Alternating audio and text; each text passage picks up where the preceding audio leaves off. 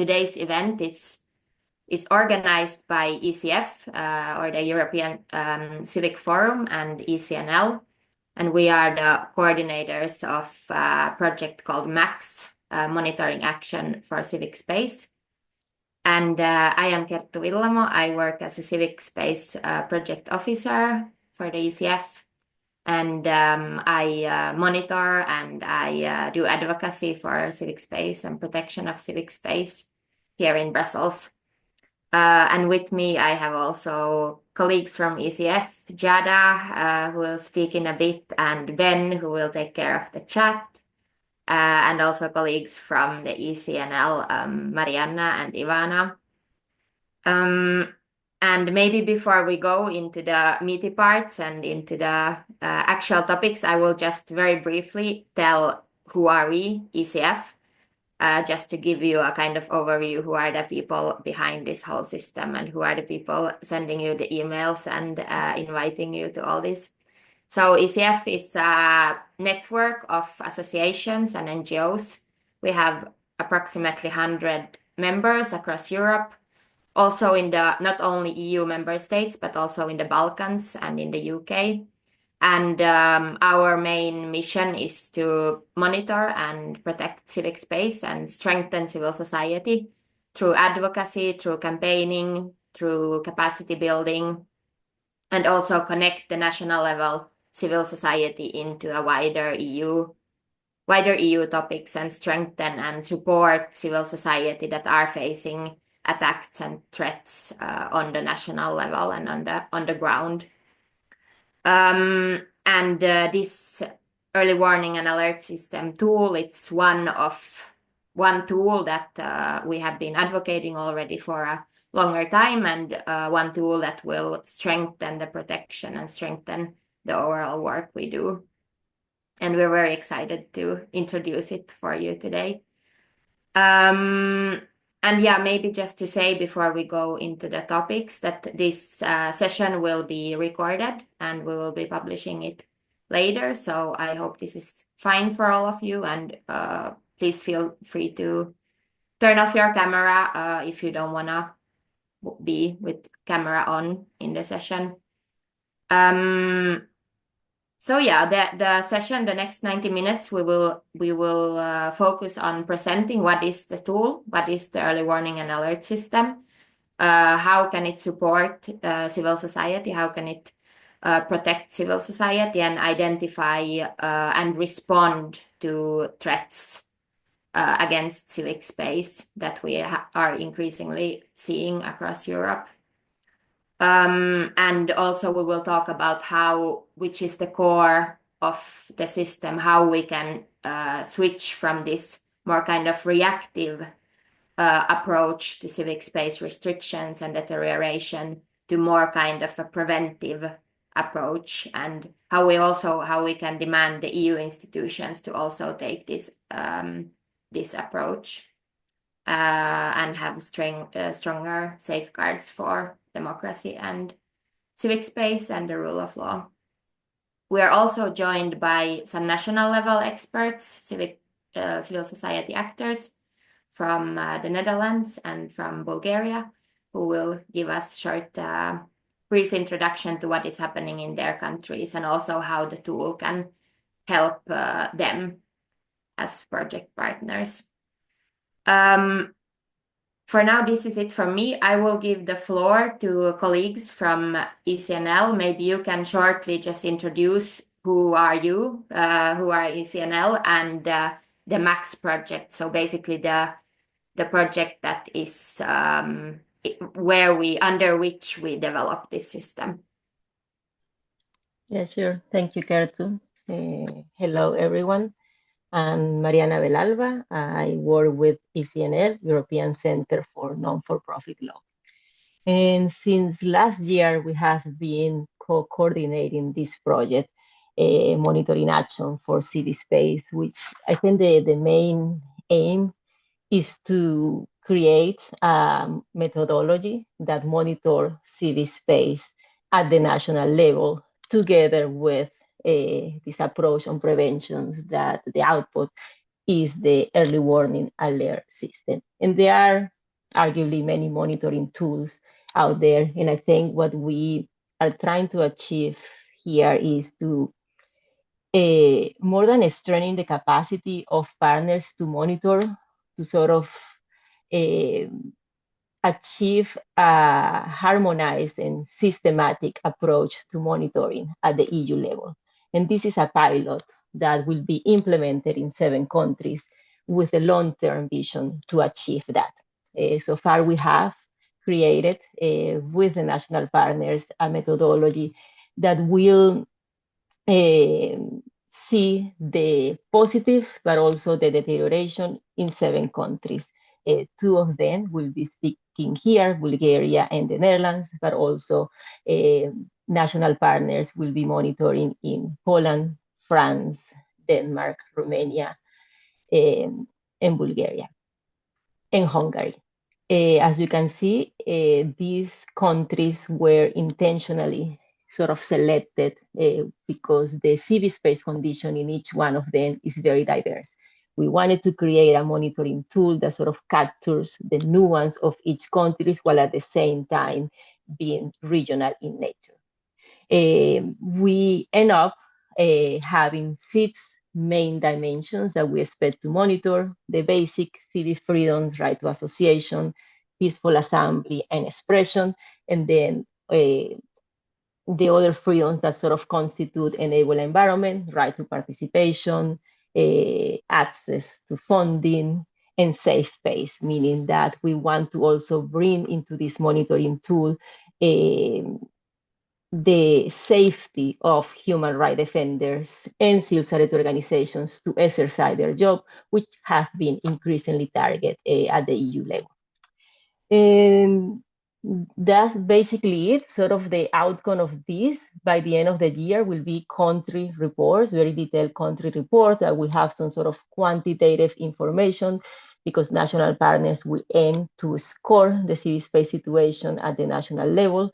And then with this, we hope that in the coming years, we're able to see early signs of deterioration, emerging trends, and also how the national legislation could breach EU legislation. But I will just hand out to Kertu to explain a little bit more about the early warning system. If you have any questions, ECNL is very happy to respond afterwards. Thank you. Yes, so I will walk you very briefly through how the system works and how we envision it. And as you might have seen in the invitation to the webinar, this is something that we just launched 2 weeks ago. So it's very fresh, even though everything is basically building up on work that we already done as civil society and in the ECF.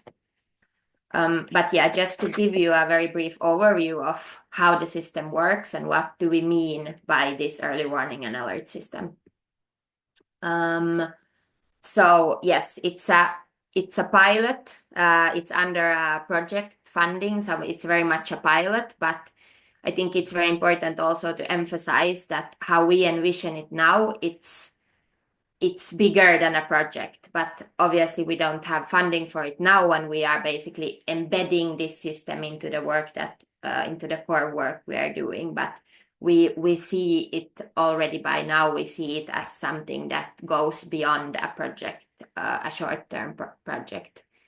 And basically, it's a civil society-led system that aims to alert the EU institutions, but not only the EU institutions, but also international human rights bodies as the Council of Europe and other CSOs, donors, and the media about the threats to civic space, and also to link it to really actionable, concrete policy recommendations.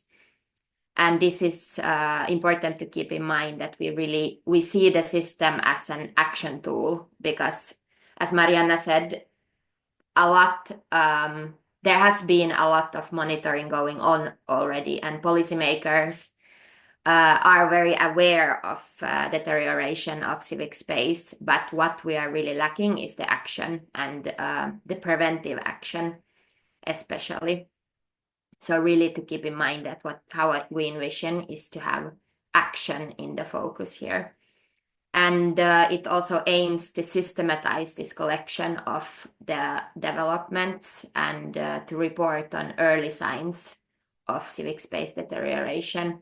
So again, focus on signs already before something escalates to a very severe restriction. And then, of course, also react when things have escalated.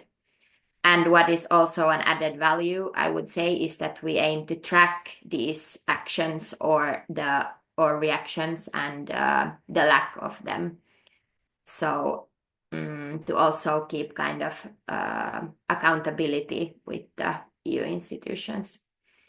And as said, this is something that we envision to be a collective tool, even though we are now developing it, but we want it to be for civil society, wider civil society, so not only an ECF, ECNL tool.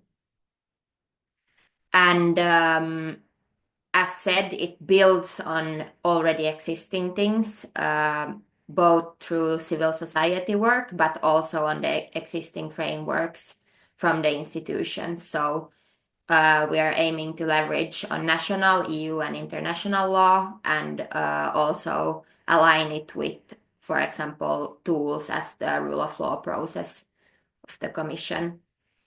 And we will talk, or my colleague Jada will talk a bit more about this, but just to highlight again that one fundamental part, key aspect of the system is really to shift towards this preventive and coherent approach instead of reactive approach. And as we see this system, it's only one tool of a wider civic space and democracy protection infrastructure. So one tool in a toolbox of much bigger system and infrastructure that we see for the moment is very underfunded and unsustainable. But maybe with this initiative, we can raise those issues that we need a stronger protection system in general for civic space and civil society. And very briefly, as Mariana already mentioned, so for now in this pilot phase, the countries that are included are Bulgaria, Denmark, France, Hungary, the Netherlands, Poland, and Romania. But of course, as we see it as a bigger beyond project thing, we also envision to open up gradually for other countries. And it's covering 7 areas of civic space. So the fundamental freedoms of association, peaceful assembly and expression, the access to funding, public participation, the right to privacy, and safe space for civil society. And also here for the pilot implementation, we are reducing the scope a bit, but again, the idea is to gradually, as soon as we have capacities and things get rolling, to gradually open up. And very briefly about the practicalities, so basically the functioning, how does this work? How does the system work? There will be alerts that we gather through the Civic Space Watch website, which is a website or a platform run by ECF, already existing platform that we have for many years already collected alerts and updates and resources from civil society. But that we are now with this kind of integrating the system into it, we are also remaking and upgrading the Civic Space Watch website. And we will also be collecting the alerts through more kind of informal emails and informal contacts with the partners. And then we have a framework or a system process of verification, categorization, and identification of both contextual factors and more wider cross-country trends that we do for advocacy purposes and strategies, because unfortunately we will not be able to alert and to to trigger alerts on each and every single case or incident that will happen in Europe. But we need to think more strategically and also take the contextual factors into consideration, that what for the advocacy purposes, what are the most urgent and most interesting and maybe worrying trends in the countries. And as we talk about the contextual factors, it can mean, for example, that an incident happening in Hungary and the same incident happening in Denmark, we are alerting on it in Denmark just because the situation, the contextual environment is just different, and we see that it's much more severe in Denmark. But that doesn't, of course, mean that we wouldn't be aware that it's also happening in Hungary. But this just to give kind of a background that not everything will be alerted, but we have set up a framework on what is alerted on and why. And also to make sure that the expectations from civil society are on the right level. And then after that, there will be the publication and dissemination of the alerts, and this will also happen through the Civic Space Watch website. And we will also be doing more kind of targeted outreach to all those relevant policymakers and institutions that we identify. And there will be two kind of different sort of alerts. So the ones that we call the real-time alerts, that are more kind of urgent and high-risk threats.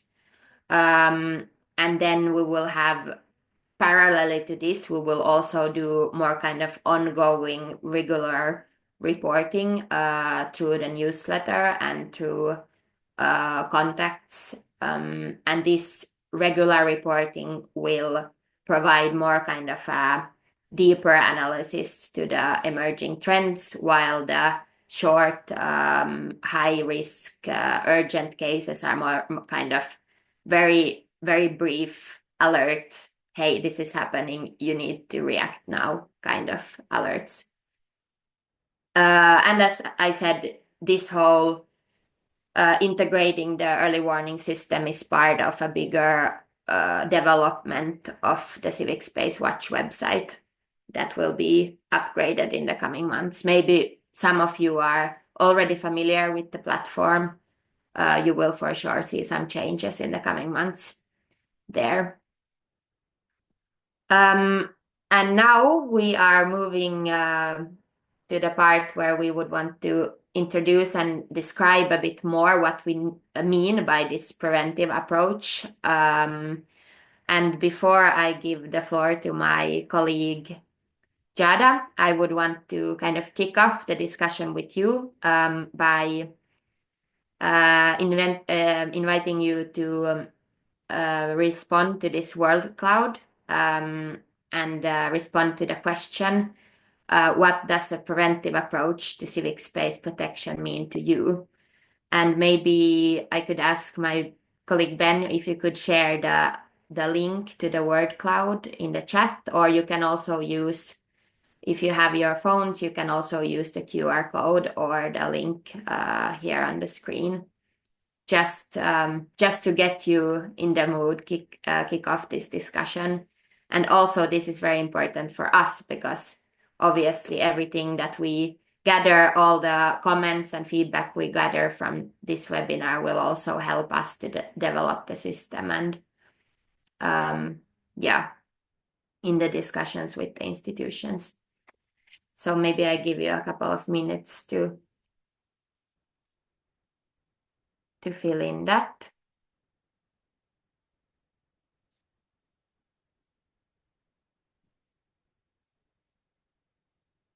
I already see a lot of words here.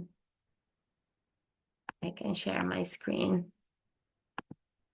Mm. Mm.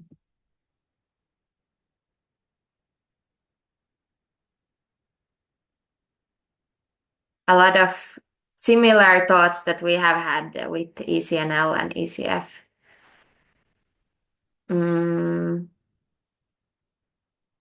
Early trends, being proactive, early action, forecast, it's a good one. How to anticipate, how important it is, yes.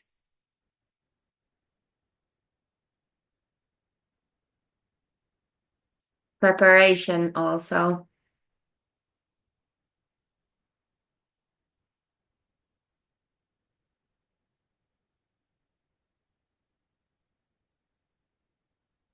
I also see that there's this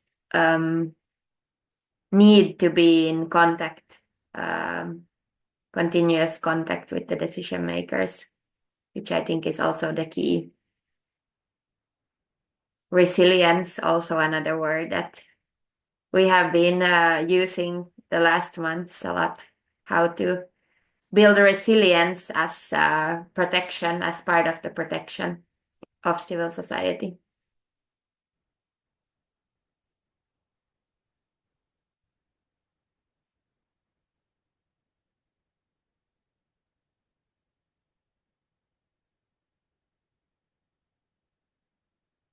Okay, very good.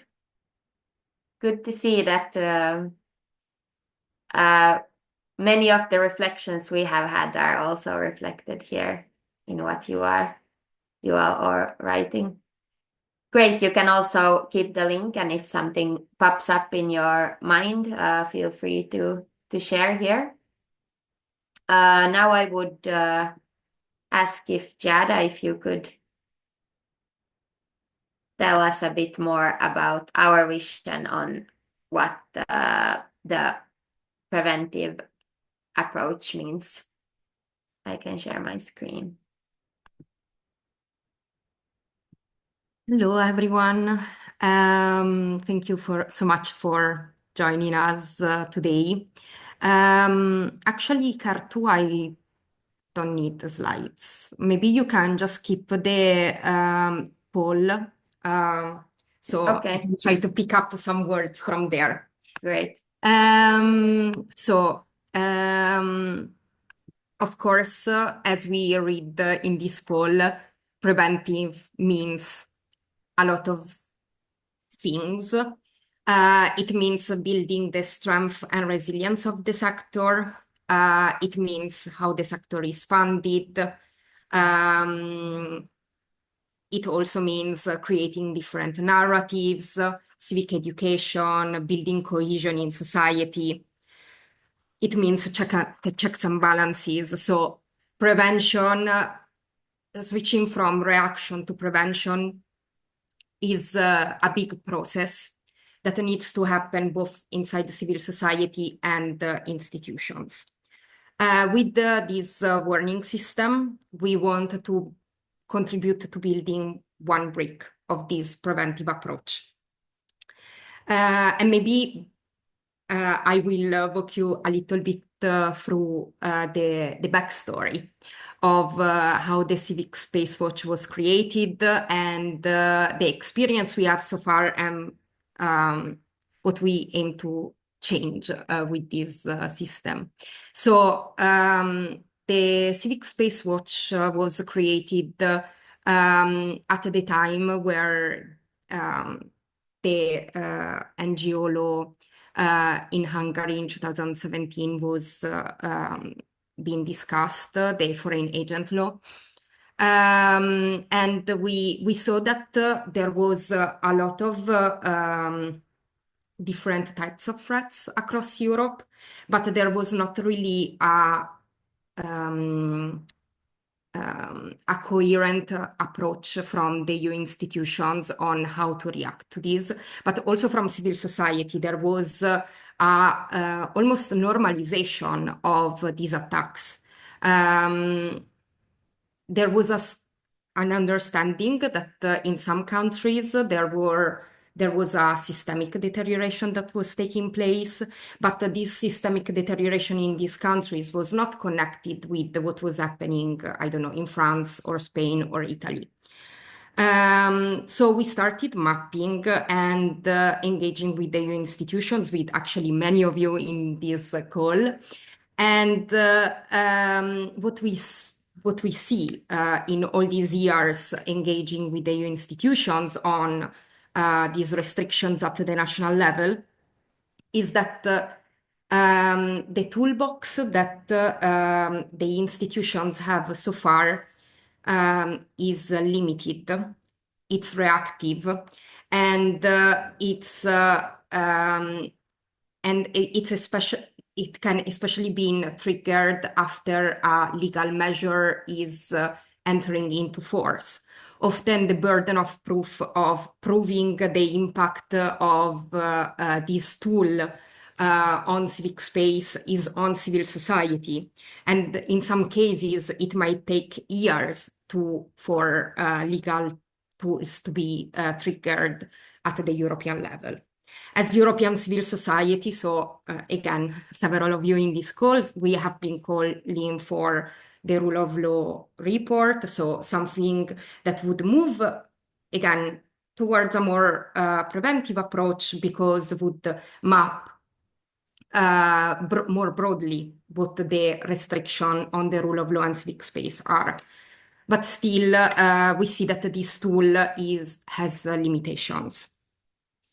So where does this tool that we have developed, the early warning system, comes into play? We want to act on two different levels.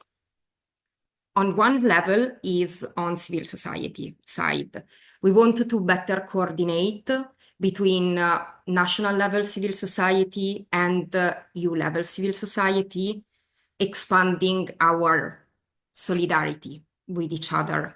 So a key aspect of this is the national partners, and two of them will be today here, but really we want to build the work on the expertise and the first-hand experience of the national partners. And with time, we hope to find partners also in other countries.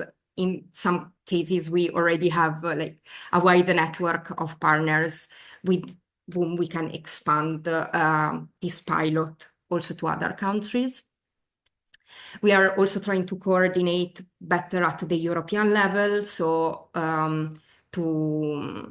there are already a lot of organizations that are engaging in different levels of civic space advocacy, country-specific advocacy. So the idea is how can we better coordinate among ourselves to have better impact? The second level of this is the institutional side, because of course this is a civil society-led system, but and as civil society we are doing a lot, but we need an institutional counterpart. So together with the ECNL and the national partners, we are calling for a expanded toolbox of actions that the institutions can take to respond again early on to these restrictions before their impact becomes systemic. Some example of these are for example, we have the European Rule of Law report. Many of us are engaged with this tool, and it is a yearly cycle. With some limitations, we have been calling for years to strengthen some aspects of the report, including the recommendations. We call on the institutions to have a fast track process or early reaction process that can be triggered when there is an escalation in a country, even before the report comes into place.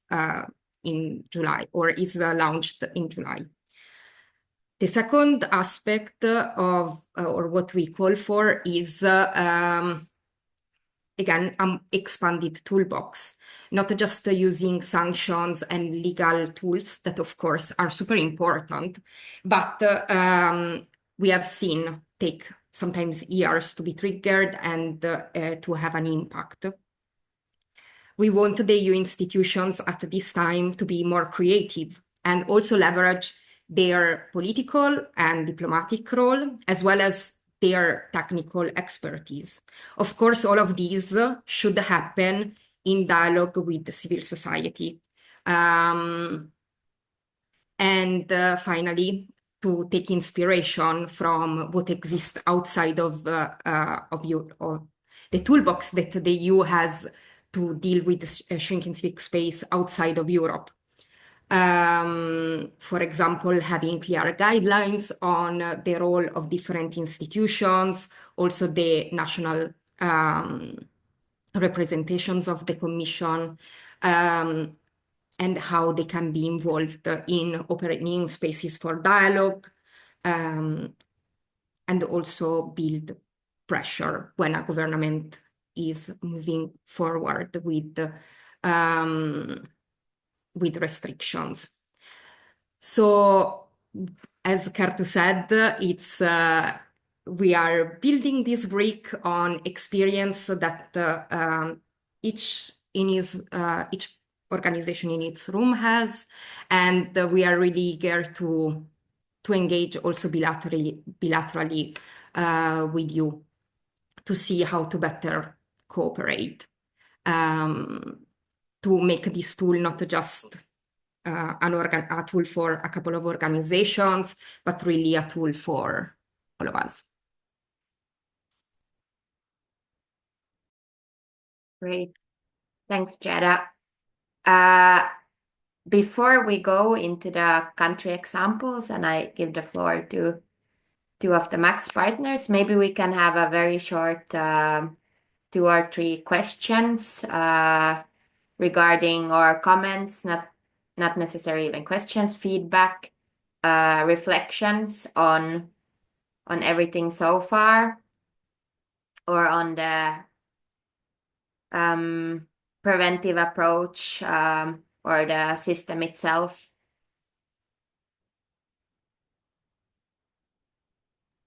If anyone... We already have a couple of questions in the chat.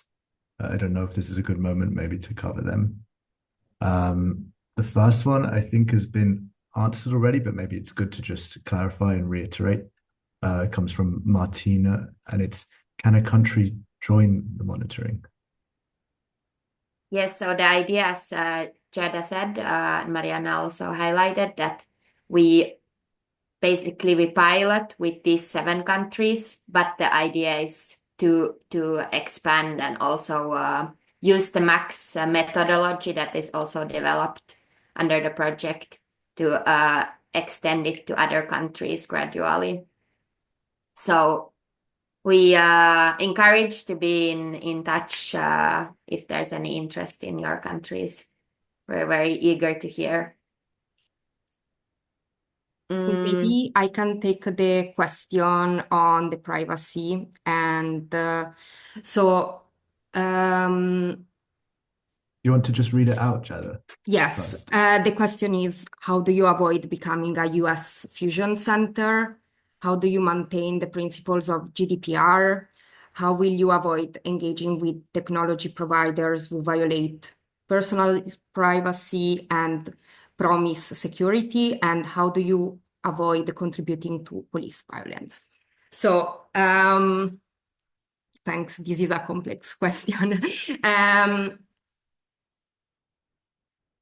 We will work with the organizations that come in touch with us to make sure that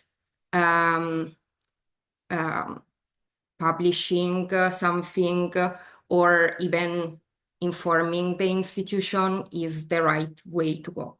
We are completely aware that in some instances, institutions might be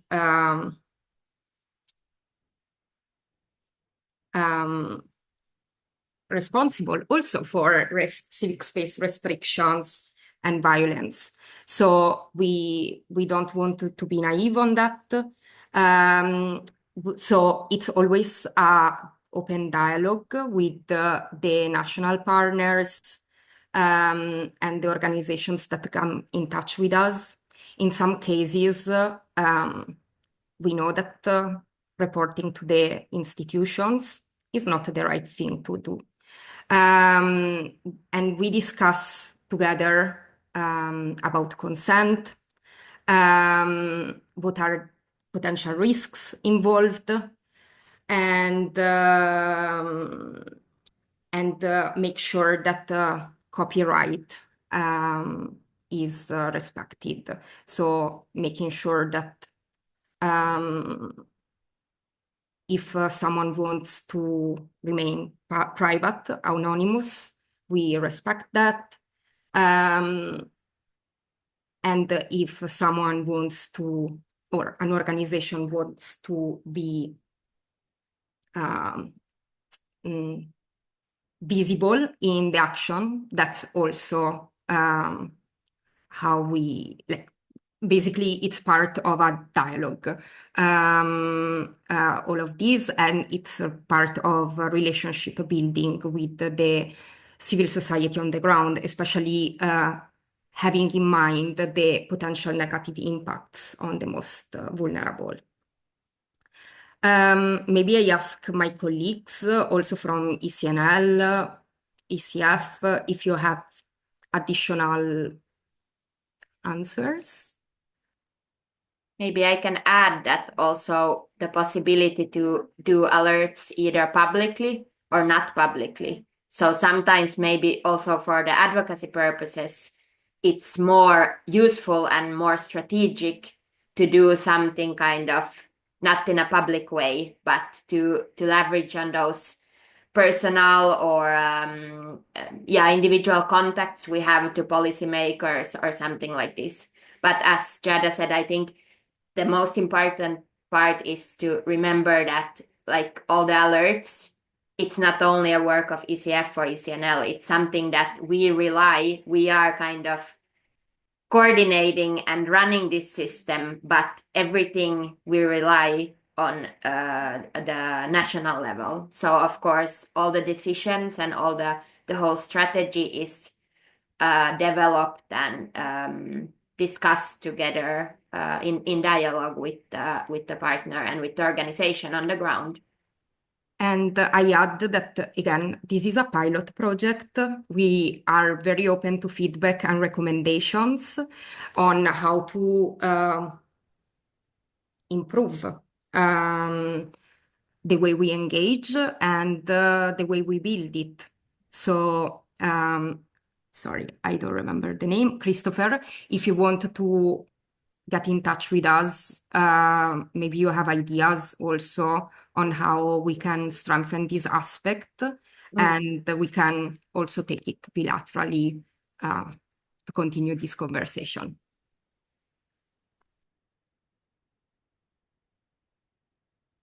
ECNL colleagues, do you have anything to add? I see Ronan has also a question or a comment. Maybe we can go to that.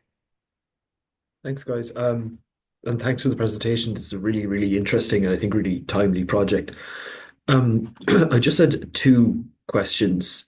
The first kind of relates to what the point that was just being made there about how the project relies on the partners and the member states to provide the data to the MAX project. And I'm just wondering, in terms of capacity for organizations to be able to participate in the reporting in this, I'm just wondering how you've sort of considered that, because I know for a lot of organizations working at national level, they're already feeding into a lot of existing methodologies that in some way track civic space, like, for example, the rule of law report and things like that. I'm just interested to think about how we're not creating additional work for people who are already overstretched. The second point I was going to make, and again, maybe this is virtue of the fact that this is a pilot phase, and I'd be interested to hear a bit more about the methodology of the case selection. So, like the countries that you have chosen for the initial pilot, excuse me, I'm curious as to if there was a kind of a rationale for selecting countries that were so, in some ways, so different. Because, for example,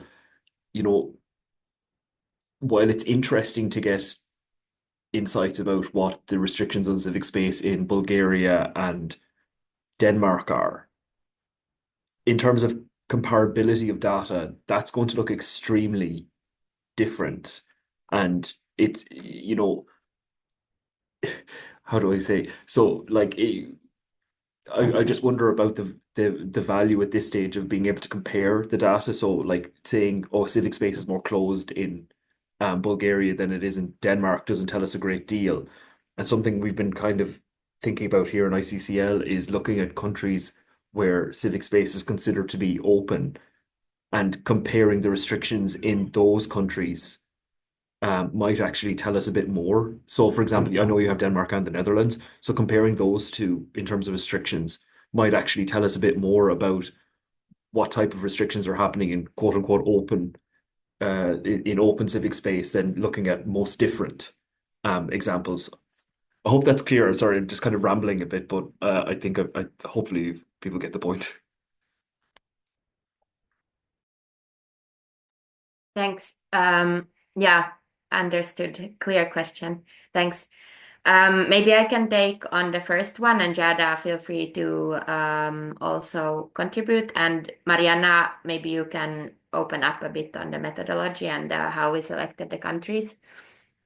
So it's completely true what you're saying, and this is also what we have been struggling while developing the system, because the issue with capacities and resources, it's a fact. It's something that all we know who work in civil society, that it's one of the biggest issues. And in short term, of course, from the project, there is funding for these countries to do the alerts.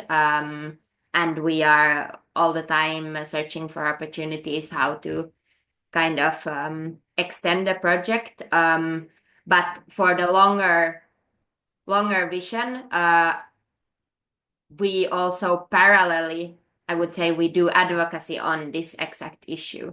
So basically, the long-term advocacy goal is also to show to the institutions that if you want this evidence from us, and if you want, since you have funded this project and you see clearly, you see a need, and you see that shrinking civic space is an issue, and you clearly see a need for this since you are the funders, then also there needs to be capacities for the civil society on national level to do this. And this is kind of the hook that we're trying also to play with them. But yes, it's completely true what you're saying. And I think this is something that we also collectively need to think about, how to make it as efficient as possible without overburdening ourselves and national partners, while at the same time bringing up these issues and alerting and really doing the kind of evidence-based advocacy. And we, for the moment, we have, for example, with the pilot countries, we have gave them the option that, for example, the regular updating, if this is not possible in terms of capacities, then we will step in more and monitor more from the EU level. But it's of course not the same thing as like the ideal would be that the national part, it would be very much led from the national level, but because of capacities, this is not always the case. While then with the real-time alerts, it's something that we really wish comes from the national partners. I don't know, Jada, do you have anything to add? No, this is already a good part of our reflection. I would say a couple of more things are linked also with, first of all, having a strategy. And this is why we wanted to have in place some criteria to decide how to trigger alerts to guide ourselves, not to exclude anyone.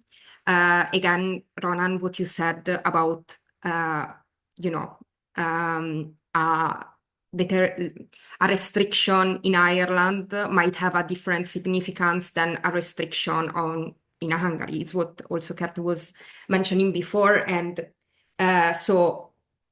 but having a guidance on how to do that from a strategic perspective.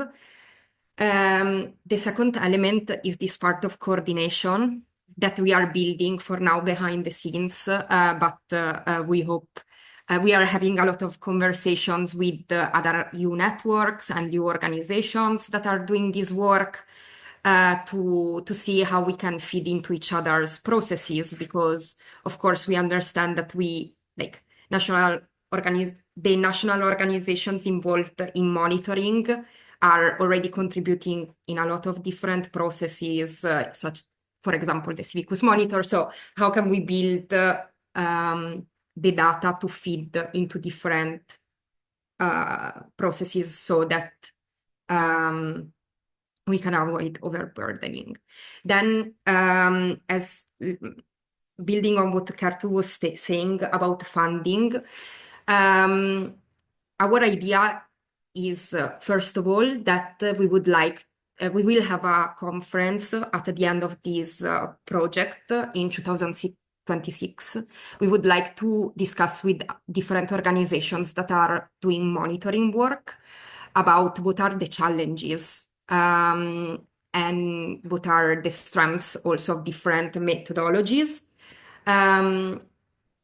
Our take is that probably one of the challenges is that there is a fragmentation of methodologies and systems, and there is a need for some level of coordination and also centralization. But this is part of our thinking, like to explain also to the institutions what are the needs for this to take place.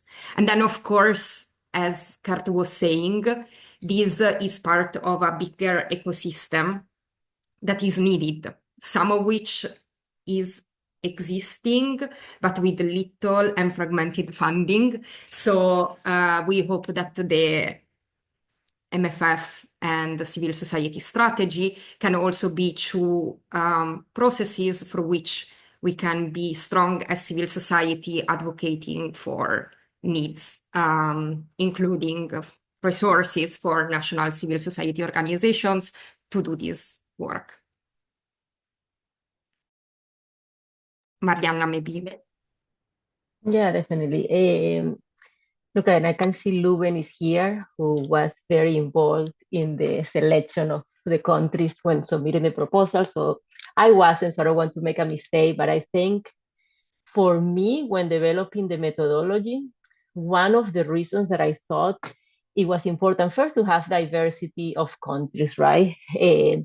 But also because we wanted to build a methodology that can capture different civic space conditions. So the most restrictive ones are Hungary, also arguably, the sort of middle civic space restrictions to more enable environment like Denmark. So a methodology that is able to capture sort of that generality, while at the same time the nuance of each country report. Because as we have said before, I think the aim is to scale this up for potentially all EU levels. So we needed to build something that sort of capture both.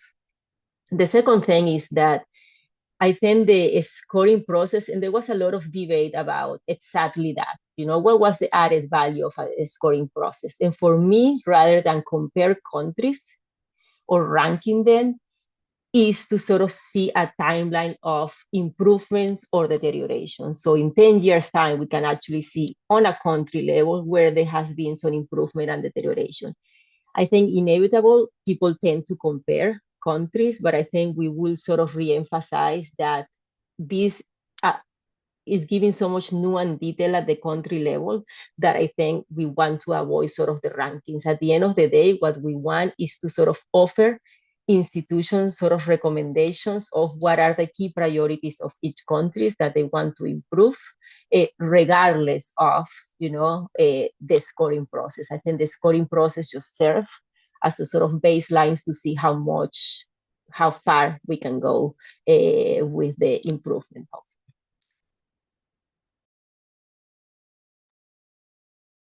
Great, thanks. I'm looking at the time, and I think we would need to move on to the next part. We will have also a section at the end of the whole webinar for more time for questions and comments and reflections. But now maybe we can go to the national level, dive a bit deeper into that, and hear from Max partners from both Bulgaria and the Netherlands about the restrictions and about the reality in those countries, and also how we envision that this system could, or how it's needed and how it could support civil society there. So, Sari, maybe you can go first from Bulgaria. Please, if you can just shortly introduce yourself, and yes, I give the floor to you. Thank you. My name is Zahari, leading legal expert of the Bulgarian Center for Not-for-Profit Law. Yeah, I would just like to maybe tell you a little story of a piece of legislation here, which I think would have been covered very well by the early warning mechanism. And then I will tell you briefly about what we are planning to submit as first signals in the early warning mechanism. So in 2023, under pressure of the OECD and also to a certain extent by the European Commission, in the Bulgarian Ministry of Justice, they started to work on a concept of a lobbying legislation. And in 2023, it seemed okay. There was a working group with the participation of CSOs, and by the end of the year, there was a concept published for public consultation, so everything was public, everything was okay at this point. And in this concept, we saw clear differentiation between lobbying and advocacy, and from our point of view, everything was fine, since apparently there was a plan not to cover the advocacy work of NGOs in the scope of future lobbying legislation. However, what happened 2024?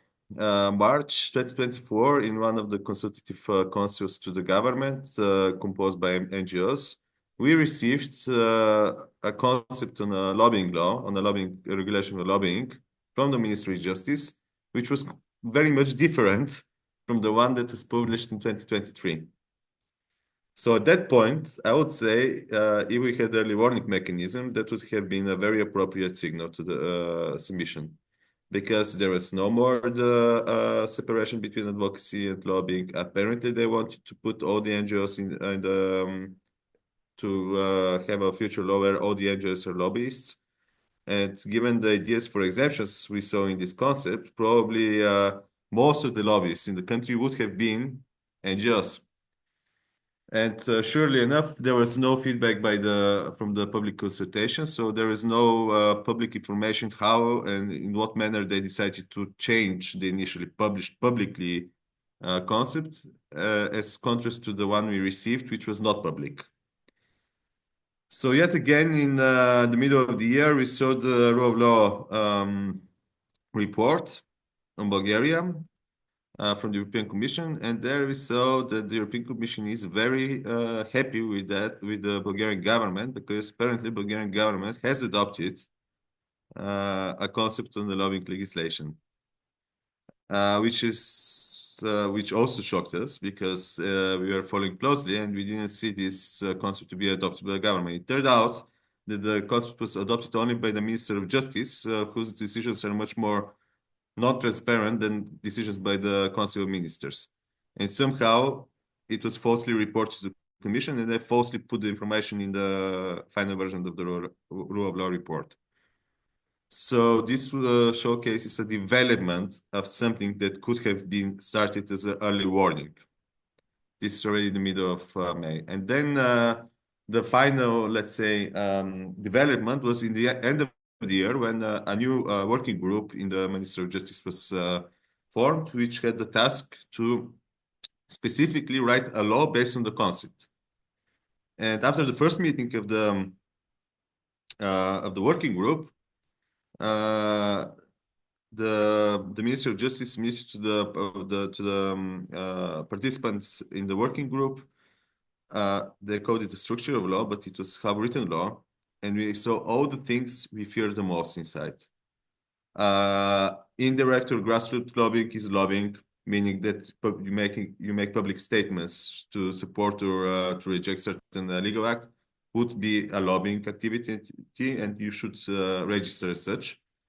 Multiple exemptions such as trade unions, business associations are not lobbyists, and so on and so forth, meaning that, as I said previously, most probably all the NGOs would have turned lobbyists, and all the actual business-oriented lobbyists wouldn't have been covered by the law. So another development is something which could have started as an early warning sign, and this is a very appropriate example because, as I said, the European Commission is also pushing for these pieces of legislation. If you look carefully at the rule of law reports of the countries published last year, there are a lot of recommendations towards countries to either work towards this direction, or if they have adopted act, to develop it even further. So it's a topic for the European Commission. So luckily, things changed in a better direction from the beginning of this year, since we have a new government. So now the Ministry of Justice is much more collaborative on this issue. So we have a happy ending here, until for now at least, on this issue in particular. I do believe more pressure by the European Commission could have helped, and I actually believe that in the future we would have this pressure in one way or another to avoid negative consequences for the civic space. So this is just one example. And what we are thinking now to submit as first signals. First of all, we have last year in August, very surprisingly, our parliament adopted piece of legislation which falls in the category of the so-called don't say gay laws, meaning that they banned any kind of topics connected to non-traditional sexual orientation in schools, which naturally has a chilling effect on the system. We don't know about anybody who has been sanctioned yet, but we do know that more and more schools are kind of refraining, don't want to work with NGOs anymore, regardless of the topic. It doesn't mean it has to be specifically an LGBTQ organization or not. They just fear that it might be somewhere there in what this NGO would like to do with the students. So this is the very clear chilling effect. And now we have a pending law which basically develops the don't say gay law. From last year, they proposed to ban any kind of advertisement, how to say, communication on which takes place on public spaces which might be visited by children, which, as you can clearly understand, means basically everywhere in the public area, which contains information about understanding of gender, of sex as non-biological category or something like that, So basically, they exclude the gender at all as something that exists. They concentrate only on sex, on sex. And also they want to put new conditions in connection to this ban to give them the opportunity to withdraw licenses for social services, and most of the social services are carried out by NGOs. They want to ban any kind of speeches about this topic before children, not only in schools, but elsewhere as well, which could mean banning the Pride as well, of course, like a very good basis for banning the Pride events. So and they also packed all this with some kind of a ban on vapes and some other actually harmful things for the children, so they can more easily push it through with the actually important part of the amendments. And this week they already voted it in one of the parliamentary committees. It was approved, so it is moving forward, and we're gonna submit a signal on this one as a development of the non-CGA law from last year. So we see those topics as connected. And another thing that would be a bit more tricky to formulate in the submission, I guess, because it is on a sort of a very early stage, and we haven't seen it yet to develop in a full scale attack against the NGO sector, but we suspect it's gonna happen. So this is even more early warning than the other one. Is the idea of introducing obligatory religious education in schools. And we've already seen some there is already a non-obligatory religious education in schools, so you can pick it in some schools, I guess. And our Ministry of Education has a program for this subject, and it is very bad, I would say. You have, for example, I don't know, in the 7th grade, I believe, children should learn that homosexual sex is punished by death according to the law with capital letter, meaning the Old Testimony, and other undesirable things that our children shouldn't learn, I would say. And most likely a lot of the right-based NGOs would oppose this idea. And this would be a very fruitful ground for a very large-scale smear campaign against the NGOs. So this would be our second idea for submission, and would proceed shortly with it, I would guess, in the upcoming week. So maybe that's a good start for introduction. Thanks a lot. Very insightful and very interesting how we already see how there are different levels of early signs, and some of them very early, while others are already or could have been prevented.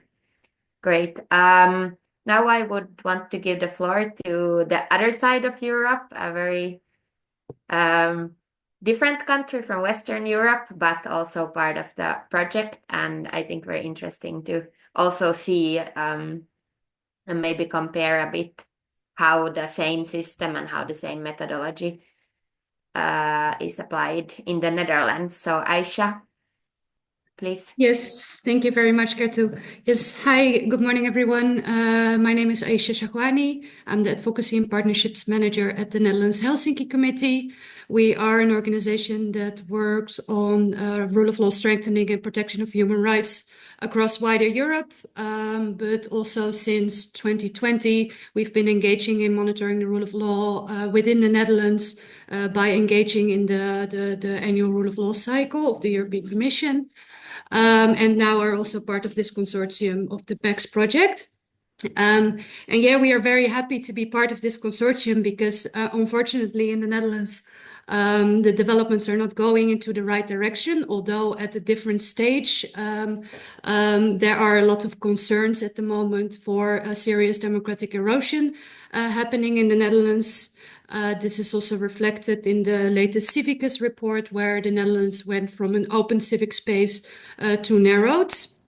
Yeah, there's the developments are going really, really quickly. So it's quite a challenge for civil society in the Netherlands to keep track of everything that's happening, and especially also to see the bigger picture beyond it, and not just focusing on what we also in the beginning said, reacting to certain specific developments, but also recognizing the systemic kind of issues that are underneath this, and this early warning system and also the wider MAX methodology can really help with discovering the wider trends and create a deeper understanding and awareness of what is really going on. And that's why I wanted to start off with maybe also replying to Ronan's comment of on how to compare the countries, where from at least our perspective in the Netherlands, of course, exchanges with with countries where still the civic space is more open or narrowed, but like a less, still at least a certain enabling environment is very useful because it's more recognizable. But at the same time, in our experience, we also see that in the end, a similar playbook is implemented everywhere. And for us, it has been very useful being an organization that has traditionally worked a lot in Central and Eastern Europe, also in very restrictive environments, like Russia, for example, to really recognize the early warning signs and also understand better what's going on now in the Netherlands, and at an early stage really try to mobilize against certain developments. So I'm not saying that contexts sometimes compare, but it is very useful. It has been very useful for us, and also I think this MAX project can help to create further this deeper understanding on these early warning signs. So just to set the scene a little bit on what's happening in the Netherlands right now, I think, I mean, there have been some more systemic issues already ongoing for longer term, but especially since the new government took office 1.5 years ago, that includes the far right-wing party of Geert Wilders, things started to really deteriorate pretty quickly. And we see that on very many levels. I think one very clear thing is that there's really a changing narrative on civil society, where we see more and more politicians portraying civil society activists as extremist, as radical, really questioning this watchdog role of civil society organizations, saying this is undesirable or saying this is driven by other interests than basically advocating for certain groups or public interest. Which is also a narrative that used to, of course, always be there, more on the really far right aspects of the spectrum, but is now becoming more and more mainstream, and also reflected by more moderate political leaders, but also opinion makers in media, ministers, policymakers. So really all across the spectrum, we are seeing these questions being raised, and this watchdog role of civil society being questioned and delegitimized. Secondly, we see very concrete legislative initiatives, and these, I think, would also fit very well into this early warning system. The first one is a Transparency Act that would give mayors the mandate to request information on foreign funding from civil society organizations.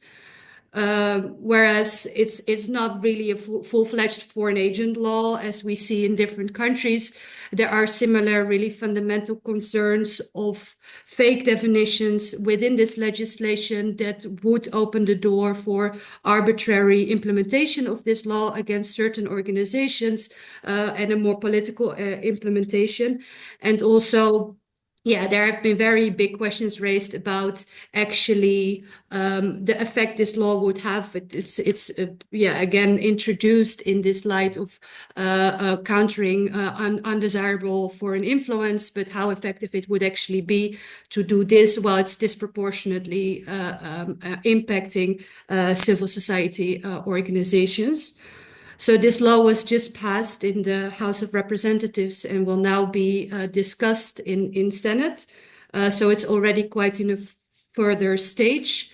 And although some amendments have been added to the law that make some safeguards to appeal in case of certain information requests towards civil society are added, it's in the end the fundamental concerns are still there around stigmatization of organizations and arbitrary implementation. So that's one thing. Another law that's also already in the Senate, so very close to being voted in for implementation, is a law that would give the Minister of Justice the mandate to actually dismantle civil society organizations if they would be participating in undermining or activities that undermine rule of law and public order, which was originally actually implemented or introduced by more progressive political parties that are usually allies of civil society, to make it easier to outlaw criminal motorcycle gangs. But actually, in the new political reality, we in civil society now fear that this could really be used against certain civil society groups, as very often, for example, certain environmental groups have been really criticized for being undermining of public order. And again, because of fake definition, this law could potentially be used against them, and it's pretty concerning how this law could actually be implemented. So it also shows, because this law, I don't think, was on the radar of many organizations within civil society, but shows that how through these early warning systems and through understanding better the early warning signs, that certain pieces of legislation that maybe do not look problematic at first could, in a certain political reality, really become problematic. And it's very important to have this understanding and watch out for this. So I think these would be two concrete examples where an early warning system, also explaining why these laws are problematic and having examples from different countries to illustrate how this already played out in different contexts, could really be useful also in national advocacy against certain legislative initiatives. And then, another aspect we see is attacks on funding for NGOs. That's very similar to what we also see happening in Brussels now in the European Parliament. So basically calling for defunding certain civil society organizations that have certain activities critical of government policy or doing strategic litigation. And of course, the very, very big budget cuts in development aid that are 2/3 of the development budget, and mainly target civil society organizations that are really disproportionate. And also go again with this narrative questioning independence of civil society organizations, saying that civil society organizations shouldn't be too reliant on public funding, which in itself might be a valid argument that you can have a discussion about. But it's not just this, it's a broader, if you see the broader picture, where they are also attacking private funders that support certain civil society organizations, where they're trying to amend tax law that would reduce certain benefits for giving to charities, where they're trying to take away, make it easier to take away the charity status of certain organizations. Then again, you see it's not just the budget cuts, but it's really a bigger picture that shows that there is really a more systematic attack on certain civil society organizations going on. And I think that one of the risks we're seeing now is that because it's still targeted very much towards specific organizations and specific topics, that it could also really push a divide within civil society, where basically you would have a good civil society in the eyes of the institutions and a bad civil society, where you have chilling effects that either organizations will adjust their activities, or there will be more polarization within civil society field. Although at the same time, I also have to acknowledge that we are also seeing a lot of solidarity and mobilizing action from civil society to actually not let us be driven apart. And yeah, we also see broader undermining of checks and balances in the within the system. So it's not just an attack on the civil society organizations. We see it on the side of consultative processes that are being reduced. We see it on the side of attacks on judges, but we see it on the side of attacks on certain supervisory bodies. So it's really all across the boards, but still at the stage where these checks and balances do also work and are really being put to the test. So we hope that initiatives like these help to, first of all, create this deeper understanding, but then also raise awareness within institutions nationally and on the European level, and really also look together and mobilize a broader movement to find solutions against this and learn from each other also across Europe on what kind of initiatives are effective and which initiatives are not effective. And then, I mean, yeah, I still have on my list, but I see the time. Also, the right to protest, which is really a big issue in the Netherlands. I've now been mainly talking about the enabling environment, but the right to protest is something that has been ongoing for much longer, but it's also kind of escalating now pretty quickly. But yeah, I think I leave that now for now, just having highlighted that this is also an issue. Thank you. Thank you so much, Aisha. Yes, I see the time is running, so maybe we can just go directly if there's any questions to the what was just presented on national level, or reflections, comments more in general, or thoughts about what you have heard today. Please feel free to share.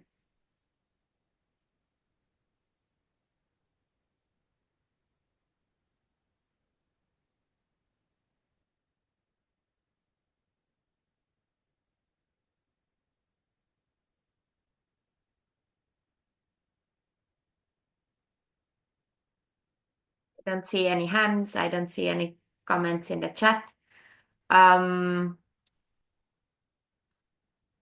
Yeah, just to say that, as said already earlier, that this is a start of a conversation. I know that we kind of dumped a lot of information on all of you, and it's a lot.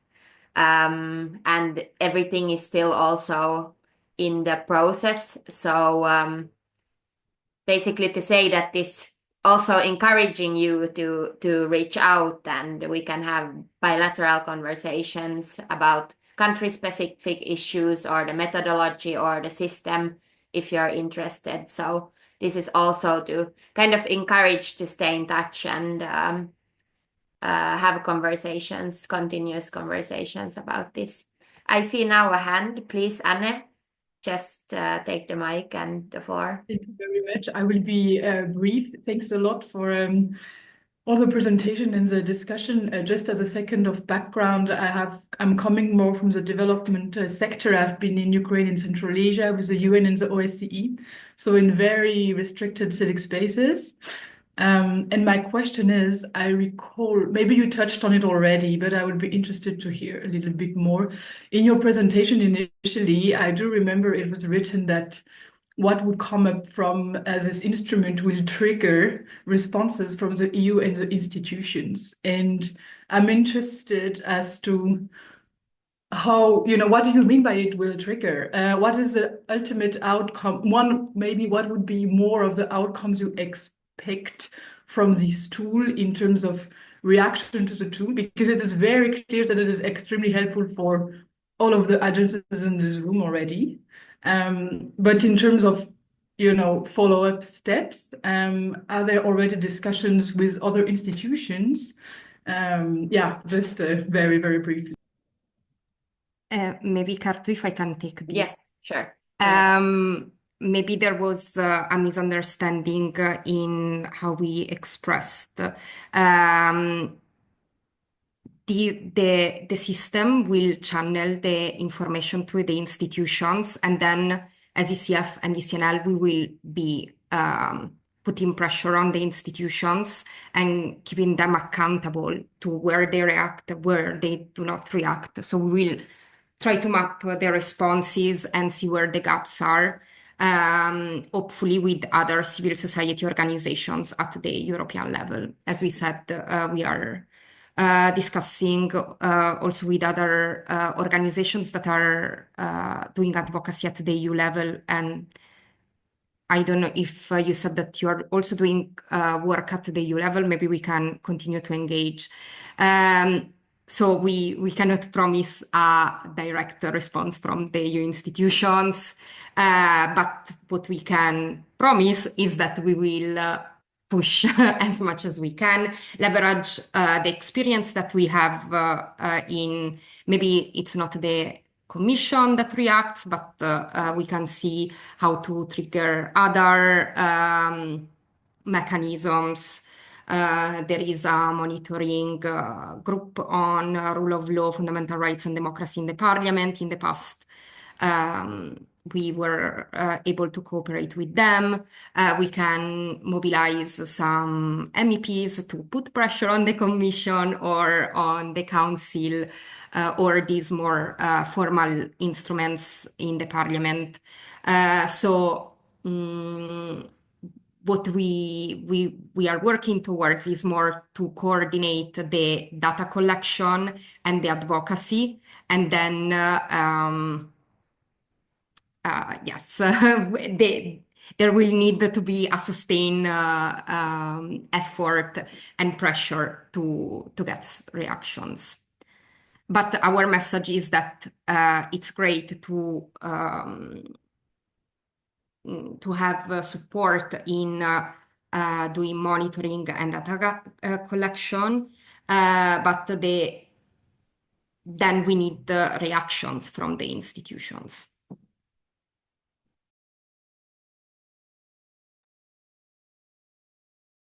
Thanks, Giada. Anything else? Someone who would want to, I think we have time for one last comment or reflection, question. If someone wants to take the floor.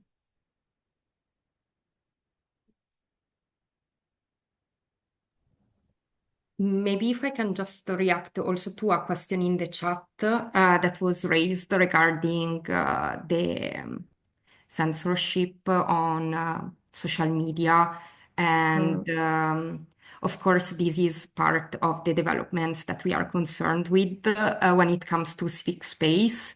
I know that ECNL has done a lot of work also on the intersection between digital technology and civic space, and maybe they can share more about this.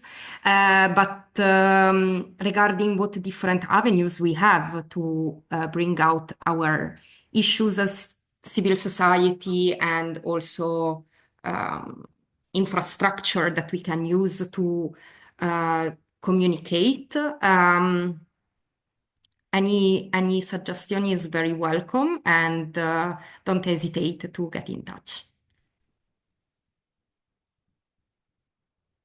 Yes. And as Giada said, maybe I can also mention that in the future, we aim also to collaborate more with specific digital rights organizations, because we see that it's often kind of the democracy, human rights bubble is one part of civil society, and then we have privacy, digital rights as another bubble. While I think in these times and while developing these kind of tools and while seeing that digital threats are also, we are facing more and more digital threats, and civic space is not only the physical civic space, but also increasingly and sometimes only the online civic space. So what we also try to do much more is to kind of narrow the gap between organizations working on specific topics and more generalistic organizations. But yeah, feel free. Any suggestions, any ideas, very much welcomed at this stage. So please feel free to reach out. Okay, I see we already kept you 1 minute overtime, so maybe it's a sign that we need to close for today. And yeah, as said, this is a first kickoff conversation of hopefully many more, and hopefully many of you learned something new and are interested in the tool and in the system that we are developing, and we will have more conversations in the future.